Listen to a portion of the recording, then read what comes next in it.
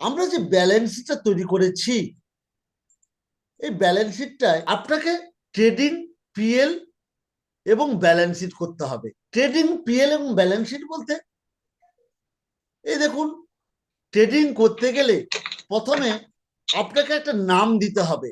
সে হতে পারে যে যার যে কোনো নাম হতে পারে, সেই নামটা দিতে হবে। প্রথম কি দিলেন না, ফার্মের নাম, তারপরে প্রোপাইটার, তারপরে তার অ্যাড্রেসটা দিলেন। অ্যাড্রেস দেওয়ার পরে আপনি যদি ছোট্ট ব্যবসা হয়ে থাকে তাহলে trading and profit and loss account একসঙ্গে আপনি ক্রিয়েট করতে পারেন, না হলে আলাদা আলাদা ক্রিয়েট করতে হবে। Trading and profit and loss account create করার সময় দেখুন, trading and profit and loss account for the year ended 31/3/2023। এই 31/3/2023 এই জায়গায় আসার পরে মানে আমরা 31শে মার্চ পর্যন্ত আমরা আমাদের ব্যালেন্স শিট তৈরি করছি। 31শে মার্চ 2023 কোথা থেকে না, 1 এপ্রিল 2022 থেকে 31শে মার্চ 2023 পর্যন্ত আমরা আমাদের ব্যালেন্স শিট তৈরি করছি। এই পার্টিকুলার্স আপনারা এটাকে বিভিন্ন জন বিভিন্ন ভাবে সাজিয়ে সুন্দর করতে পারেন। এই পার্টিকুলার্স মানে আপনি কি অ্যামাউন্ট, আবার হচ্ছে পার্টিকুলার্স এবং অ্যামাউন্ট। এখানে দুটো পার্ট রয়েছে, একটা রয়েছে ডেবিট আর একটা রয়েছে ক্রেডিট। ডেবিট মানে যেটা হচ্ছে আপনার খরচ হচ্ছে সেটাই হচ্ছে ডেবিটের দিকে, আর যেটা আপনার ইনকাম হচ্ছে সেটা আপনার 1 এপ্রিল 2021 বা 2022 আপনার কাছে এই টাকা স্টক ছিল, এই 24,650 টাকা এটা স্টক ছিল। স্টক থাকার পরে আপনি কি করেছেন না, পারচেস করেছেন। যেহেতু এটা ছোটখাটো কন্ট্রাক্টর, তার জন্য আমরা পারচেস এবং লেবার একসঙ্গে দেখিয়েছি। পারচেস আর লেবার একসঙ্গে না দেখিয়ে পারচেস আলাদা করতে পারতেন, একটা পার্ট ওয়েজেস করতে পারতেন। ওয়েজেস হচ্ছে ডিরেক্ট রিলেটেড, আপনার যে পারচেস করার পরে যে মালটা এসছে, যা যে র মেটেরিয়াল কিংবা ফিনিশ গুডসটা এসছে, সেটা আপনার গোডাউন পর্যন্ত গোডাউন আসা পর্যন্ত আপনার অনেক যে খরচগুলো থাকে, যেমন আপনার ট্রান্সপোর্ট থেকে নামানো, ট্রান্সপোর্ট, এই সমস্ত খরচগুলোকে আপনি আপনার ওয়েজেসে দেখাতে পারেন। যেহেতু এটা ছোট একটা কন্ট্রাক্টরের জন্য দেখাচ্ছিলাম, তার জন্য আমরা পারচেস এবং লেবার একসঙ্গে দেখিয়ে দিয়েছি। ক্যারেজ ইনওয়ার্ড, ক্যারেজ ইনওয়ার্ড কি, আপনার যে ট্রান্সপোর্ট খরচটা ওটা ক্যারেজ ইনওয়ার্ড, মানে আপনার নিয়ে আসার জন্য এই টাকাটা খরচ হয়েছে, আপনার গোডাউনে নিয়ে আসার জন্য এই টাকাটা খরচ হয়েছে, তার জন্য carriage inward. Opening stock, purchase, labour বা ওয়েজেস, ক্যারেজ ইনওয়ার্ড, এটা কিন্তু আপনার, আপনি যদি কন্ট্রাক্টর হয়ে থাকেন, কন্ট্রাক্টরের এইগুলোকে আপনার খরচ দেখানো হয়েছে। কন্ট্রাকচুয়াল অফ ট্রান্সফার প্রাইস, তার জন্য সিটিপি, যেহেতু কন্ট্রাক্টর তার জন্য আমরা করেছি সিটিপি, অথবা আমরা এখানে সিটিপি না করে সেল তৈরি করতে পারতাম, সেল লিখতে পারতাম। সেল করার পরে যদি সিটিপি হয় সিটিপি, আর না হলে সেল হলে সেল। এখানে ক্লোজিং স্টক, যেটা আপনার 31শে মার্চে যে টাকাটা স্টক থেকে যাচ্ছে সেই টাকাটা বা সেই ভ্যালুটা আপনার এখানে ক্লোজিং স্টক দিলাম। তারপরে আসছে গ্রস প্রফিট, যে প্রোডাকশন করার পর, যে পারচেস করার পরে এবং সমস্ত খরচ খরচা করার পরে সেল করেছি এবং এবং ক্লোজিং স্টক থেকে গেছে, তারপরে যেটা আসছে সেটাই হচ্ছে গ্রস প্রফিট। এই গ্রস প্রফিটটা দেখুন, গ্রস প্রফিট করার সঙ্গে সঙ্গে দু সাইডে ডেবিট এবং ক্রেডিটের ব্যালেন্সটা কিন্তু ইকুয়াল হয়ে গেছে। এই গ্রস প্রফিট দেখুন, টু গ্রস প্রফিট, এই গ্রস প্রফিটটা প্রফিট এন্ড লস অ্যাকাউন্টে চলে যাচ্ছে। এই নিচেরটা এটা হচ্ছে পিএল, বা প্রফিট অ্যান্ড লস অ্যাকাউন্ট। এইটা হচ্ছে পিএল বা প্রফিট অ্যান্ড লস অ্যাকাউন্ট, আমরা একসঙ্গে করে দিয়েছি trading and profit and loss account. এই গ্রস প্রফিটটাকে, গ্রস প্রফিট কোনটা? আপনার ডিরেক্ট যে প্রফিটটা আসছে আপনার পারচেস করার পরে এবং তার যাবতীয় খরচ খরচা পরে সেল করলেন, যে এবং স্টক যেটা রয়েছে সেটা বাদ দিয়ে যেটা এসছে সেটা হচ্ছে গ্রস প্রফিট। গ্রস প্রফিটের পরেও কিন্তু আপনার বেশ কিছু খরচ জড়িয়ে রয়েছে। টু গ্রস প্রফিটটাকে ট্রান্সফার করে বাই গ্রস প্রফিটে নিয়ে আসলাম। এবার কি কি খরচ হতে পারে? প্রথম খরচ রয়েছে আমার ট্রেড লাইসেন্স তৈরি করতে গিয়ে আমার অঞ্চল ট্যাক্স, একটা অঞ্চলের যে ট্যাক্সটা রয়েছে এটা ট্রেড লাইসেন্স ট্যাক্স, সেটা একটা খরচ রয়েছে। প্রফেশনাল ট্যাক্সের খরচ রয়েছে। আমার কি প্রিন্টিং এন্ড স্টেশনারি, কি আমার কিছু বিল বই ছাপাতে হয়েছে, এটা প্রিন্টিং। আমার একটা পেন আনতে হয়েছে, এটা স্টেশনারি। আমার টাকা গোনার জন্য যে আমরা জল প্যাড যেটা ব্যবহার করি, ওয়াটার প্যাড যেটা ব্যবহার করি, সেটা আনতে হয়েছে, ওটা স্টেশনারি। স্ট্যাম্প ব্যবহার করার জন্য যে ইন কিনেছি, সেটা স্টেশনারি। আমি যে আদার্স যেগুলো রয়েছে সেগুলো সবগুলোকে প্রিন্টিং এন্ড স্টেশনারি বলে একটা অ্যাকাউন্ট হেড তৈরি করলাম। প্রিন্টিং এন্ড স্টেশনারিতে আমার এই টাকাটা এগুলো এগুলো হচ্ছে আপনার একটা বিজনেসের ন্যূনতম খরচ। প্রিন্টিং এন্ড স্টেশনারি এগুলো কিন্তু করতেই। ট্রাভেলিং এক্সপেন্সেস, এই সমস্ত ব্যবসা বাণিজ্য করার জন্য আপনাকে কলকাতা থেকে মালপত্র আনতে যেতে হচ্ছে, আপনার একটা যাতায়াত খরচ আছে। আপনার কোনো জায়গায় ম্যাটেরিয়াল বা যদি আপনি কন্ট্রাক্টর হয়ে যান, কন্ট্রাক্টরের জন্য আপনাকে আপনার সাইটে যেতে হচ্ছে, একটা স্কুটি রয়েছে কিংবা বাইক রয়েছে, তার জন্য একটা খরচ রয়েছে। কিংবা কোনো কিছু না থাকলেও আপনার গাড়ি ভাড়া রয়েছে, আপনার টোটো ভাড়া রয়েছে, এইগুলোকে ধরে নেবেন ট্রাভেলিং এক্সপেন্সেস। এই ট্রাভেলিং এক্সপেন্সেস যখন আপনি সাইটে যাচ্ছেন কিংবা আপনার যে ডাইরেক্ট খরচ রয়েছে, তার সঙ্গে সঙ্গে আপনার কিন্তু খাওয়া দাওয়ার জন্য একটা খরচ রয়েছে। এক্সপেন্সে পরে tea and tiffin, tea and tiffin expense রয়েছে। টি অ্যান্ড টিফিনের পরে খাওয়া দাওয়া হলো। এবার আমাদের প্রত্যেক দিন আমাদের যত একটা খরচ রয়েছে, যেটা আমার ইলেকট্রিসিটি, নাহলে ফ্যান চলবে না। আপনার ফ্যান না চললে আপনার আলো জ্বলবে না, তাহলে আপনার ব্যবসার হ্যাম্পার ঘটবে। আপনার তার জন্য একটা ইলেকট্রিসিটি খরচ রয়েছে। আপনার একটা খরচ রয়েছে, আপনার যে মোবাইলের কমিউনিকেশনের জন্য একটা মোবাইল এক্সপেন্সেস রয়েছে। এই মোবাইল এক্সপেন্সেসটাকেও আপনি খরচ হিসাবে, এটা তো খরচ, মোবাইল এক্সপেন্সেস। এবার রয়েছে কি অ্যাকাউন্টিং চার্জ। আপনি যে অ্যাকাউন্টটাকে তৈরি করেছেন তার জন্য বছরে একটা খরচ নেওয়া। এবার রয়েছে ডেপ্রিসিয়েশন। ডেপ্রিসিয়েশন কোনটা? না, আপনার একটা ফিক্সড যে রয়েছে, ফিক্সড অ্যাসেট রয়েছে, হতে পারে সেটা ফার্নিচার, হতে পারে সেটা মেশিনারি হতে পারে। এই ফার্নিচার, মেশিনারি, এই সমস্ত যারা ডিরেক্ট ব্যবসার সঙ্গে রিলেটেড হয়, তার জন্য প্রত্যেক বছর ওর একটা ক্ষয় রয়েছে, সেটাকে আমরা ডেপ্রিসিয়েশন বা অপচয় বলা হয়। এটাকে কেটে নিয়ে রাখা হলো। ডেপ্রিসিয়েশন বাবদ একটা খরচ প্রত্যেক বছর রয়েছে। এই ডেপ্রিসিয়েশন রেট 5%, 10%, 15% এবং 60%ও হতে পারে। এই ডেপ্রিসিয়েশন নিয়ে পুরো একটা ক্লাস না করলে বোঝা যাবে না ডেপ্রিসিয়েশন কি রয়েছে। তার জন্য তাও আমি বলতে পারি depreciation part part part part করে বলছি। আপনার 5% হতে পারে, 10% হতে পারে। সাধারণত 10% ধরে নেওয়া হয় ডেপ্রিসিয়েশন। তারপরে রয়েছে advertise and gift. Advertise and gift কি? বলবেন আমি কোথায় অ্যাডভার্টাইজমেন্ট করেছি, বলতে পারেন।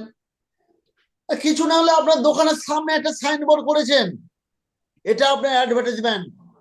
প্রত্যেক বছর ক্যালেন্ডার তৈরি করেন,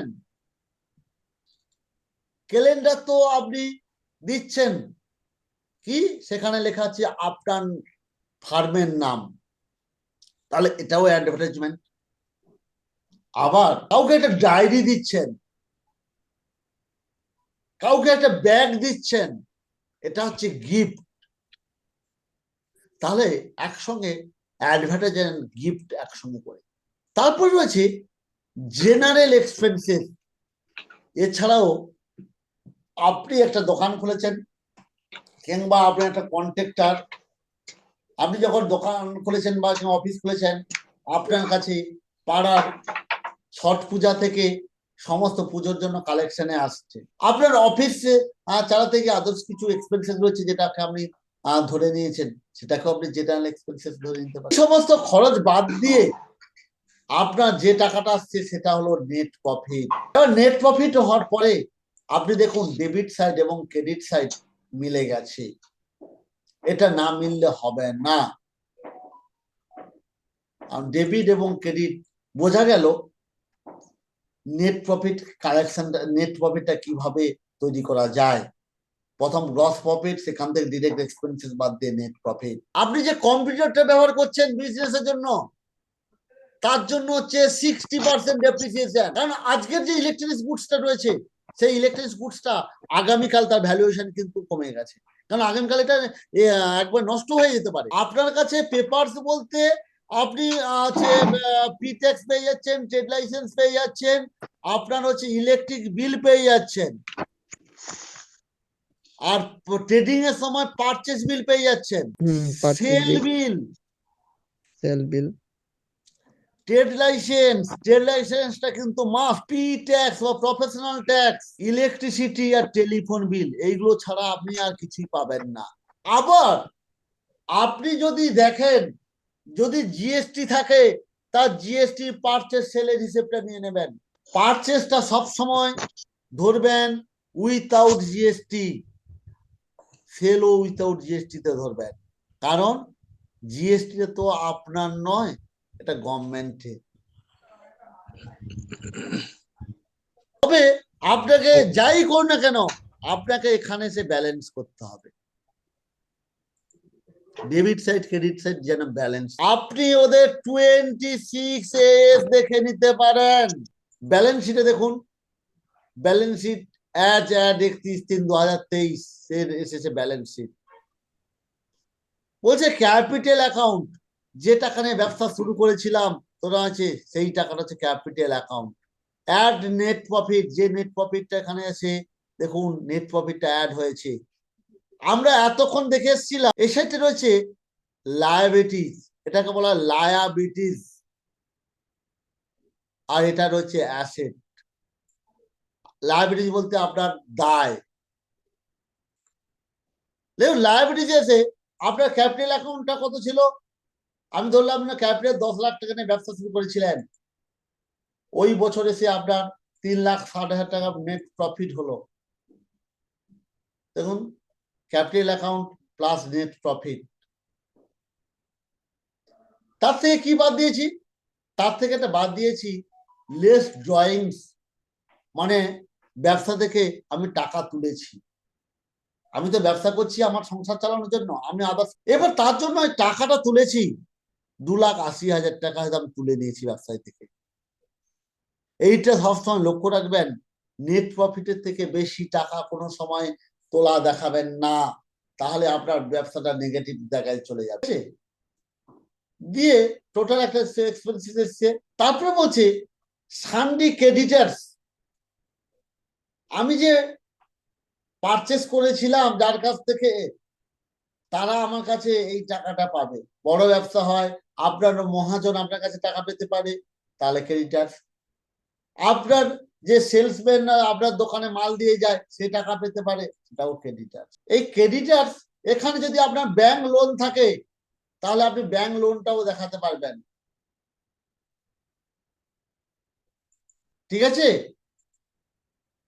আপনার যদি কোন লায়াবিলিটিস থেকে থাকে, লায়াবিলিটিস মিনস আবার দায় যদি থেকে থাকে, যেমন আমরা মাসের শেষ তারিখে এসে সবার বেতন দিতে পারি না, তার জন্য আমার আউটস্ট্যান্ডিং বা আউটস্ট্যান্ডিং স্যালারিজ হতে পারে, আমরা 31 মার্চে না দিয়ে আমি 2 তারিখে দিচ্ছি, তাহলে আউটস্ট্যান্ডিং স্যালারি হিসেবে দেখাতে হবে। আবার আপনার যদি কোনো ডিউজ থেকে থাকে, যদি জিএসটি আপনি পেমেন্ট করা হয়নি, 31 মার্চের মধ্যে আপনি জিএসটি পেমেন্ট করা হয়নি, সেটাও আপনি আউটস্ট্যান্ডিং জিএসটি হিসাবে দেখাতে পারেন। আপনার যা যা দায় থেকে থাকবে সবগুলোকে আপনার আউটস্ট্যান্ডিং হিসাবে দেখাতে পারেন। একটা কথা ছেড়ে গেছি, আপনার যদি ব্যাংক লোন না থাকে তাহলে ইন্টারেস্টটা কিন্তু অতি অবশ্যই পিএলএস এ ডেবিট করবেন, ওটা তো আপনার একটা খরচ। এবার আসি balance sheet as on 31 March 2023-এ আমরা লায়াবিলিটি সাইডটা দেখে নিলাম। এবার আসি অ্যাসেট সাইড। অ্যাসেট সাইডে আমার বিল্ডিং এটা তৈরি আছে, সেই বিল্ডিং এর ভ্যালুয়েশন। একটু আগে কে জিজ্ঞেস করছিলেন না যে বিল্ডিং এ কত পার্সেন্ট ডেপ্রিসিয়েশন হবে? ল্যান্ড এন্ড বিল্ডিং এর সাধারণত ডেপ্রিসিয়েশন চার্জ না করাই ভালো। তারপরে রয়েছে ফার্নিচার। আগে বলেছিলাম ফার্নিচার এই টাকাটা তার 10%, মানে 4078 টাকা, এটা হচ্ছে ডেপ্রিসিয়েশন। এই দেখুন ডেপ্রিসিয়েশন একই রেট। ডেপ্রিসিয়েশন হয়ে যাওয়ার পরে আপনার আদার্স কোনো কিছু যদি থেকে থাকে সেগুলো কিন্তু আপনি অ্যাসেটসে দেখাবেন। সে হতে পারে আপনার গাড়ি, আপনার গাড়ি যদি থাকে গাড়ি, তার ডেপ্রিসিয়েশন চার্জ করবেন, ডেপ্রিসিয়েশন অ্যালাউ হবে। যদি আপনার ইএমআই থেকে থাকে তাহলে ক্রেডিটার শেষে ইএমআইটাকে দেখানো হবে। এতে গেল ফিক্সড অ্যাসেট। অনেক কিছু ফিক্সড অ্যাসেট হতে পারে ফিক্সড ডিপোজিট করে রেখেছেন, সেটাও কিন্তু আপনার ফিক্সড অ্যাসেট শেষে আসবে। Fixed asset. তারপরে হচ্ছে current asset. Current asset means হচ্ছে এই অ্যাসেট গুলো লিকুইড অ্যাসেট যেটা বলা হচ্ছে, সেই অ্যাসেট গুলো আপনি সহজে, ফিক্সড অ্যাসেটস মানে আপনার বাড়ি ঘর ফার্নিচার এগুলো ফিক্সড অ্যাসেট, আর কারেন্ট অ্যাসেটস মানে এগুলো হচ্ছে আপনার ওয়ার্কিং ক্যাপিটালের জন্য প্রয়োজন কি, আপনার যে ক্লোজিং স্টক রয়েছে এটা একটা কারেন্ট অ্যাসেট। আপনার সান্ডি ডেটর্স যারা রয়েছে সেটা হচ্ছে কারেন্ট অ্যাসেট। সান্ডি ডেটর্স কারা না, আপনি যাদেরকে মাল বিক্রি করেছেন তারা হলো সান্ডি ডেটার্স, যাদেরকে বিক্রি করেছেন তারা হলো সান্ডি ডেটার্স। তারপরে থাকবে ক্যাশ অ্যাট ব্যাংক। আপনার যতগুলো ব্যাংক অ্যাকাউন্ট থাকবে পরপর অ্যাকাউন্ট নাম্বার দিয়ে পরপর করে সাজিয়ে যাবেন। আপনার যতগুলো ব্যাংক থাকে সবগুলো ব্যাংক কিন্তু পরপর করে দেবেন। আপনি যদি কোনো ব্যাংকের এটা না যদি দেন, আপনি যদি গোপন করে রাখেন, তাহলে ইনকাম ট্যাক্স ওই ব্যাংকের ইনফরমেশন পেয়ে গেলে আপনাকে প্রায় 200% পেনাল্টিও করতে পারে। তার জন্য আমরা বলি সবসময় কতগুলো ব্যাংক অ্যাকাউন্ট রয়েছে। তারপরে রয়েছে ক্যাশ ইন হ্যান্ড। 31 মার্চে রাত্রে আপনি দেখবেন আপনার কাছে কত টাকা হ্যান্ডে রয়েছে, নাহলে তো বুঝতে পারবেন না আপনার ব্যবসা গ্রোথ হচ্ছে না আছে লস হচ্ছে। ক্যাশ ইন হ্যান্ড হওয়ার পরে দেখবেন অ্যাসেট এবং লায়াবিলিটিস এই দুটো কিন্তু সমান হয়ে যাবে। যতক্ষণ না সমান হয়ে যাচ্ছে ততক্ষণ পর্যন্ত আপনার কোনো কিছু করা যাবে না। এই হলো আমাদের ব্যালেন্স শিট এবং পিএল ব্যালেন্স শিট তৈরি করা।